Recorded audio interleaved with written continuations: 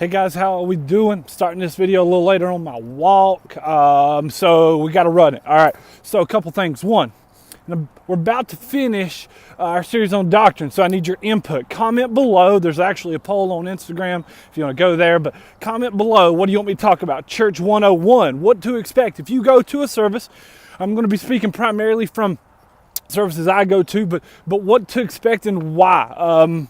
Good services aren't random. They aren't just picked because that looks good, but there is real meaning behind what we do in all things of it. So if you want to just kind of understand that better, vote Church 101. The other one, Old Testament heroes. We got a bad idea about us when we take Old Testament heroes and we say this is supposed to be who we be. Instead, Old Testament heroes point us to who Jesus is, was, and did, and is doing. And so that's the other one, Old Testament heroes. Vote below. Now, let's jump into what we've been talking about. We've been talking about doctrines. Doctrines are important. Doctrines are so important, people should and do leave churches because of them. And knowing what those things are and why they're important is good. And so we've spent time talking about some doctrines. And today we're talking about worship, how God created us and what that means for us.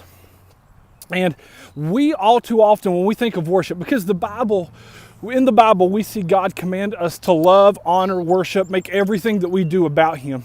And we look at this wrongly.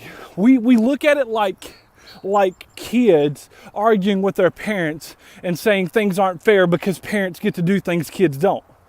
Okay? And that's not unfair. That's just a good situation.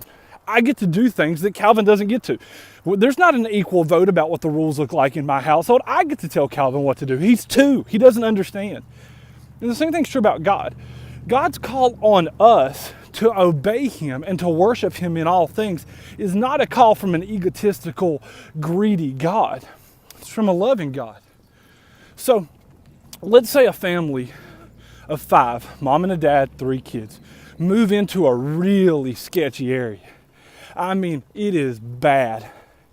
And so the first thing they do when they get into their new house is mom and dad bring the kids in close and they say, hey, you guys need to listen to us and only us, all right? I need to be able to keep an eye on you at all times. You need to always be within eyeshot of the house. Now, is mom and dad doing this because mom and dad's all about them? Hey, kids, listen to me. I need to be heard. Hey, kids, look at our house. I need y'all to understand what I've worked hard for. Or is mom and dad saying, hey, guys, I love you and I don't want anything to happen to you, so keep your eyes to the house. Don't look at the mess going on here. Don't listen to the false things that the people are going to say about us or about you or try to trick you into and take advantage of you and destroy you. Same thing's true about God.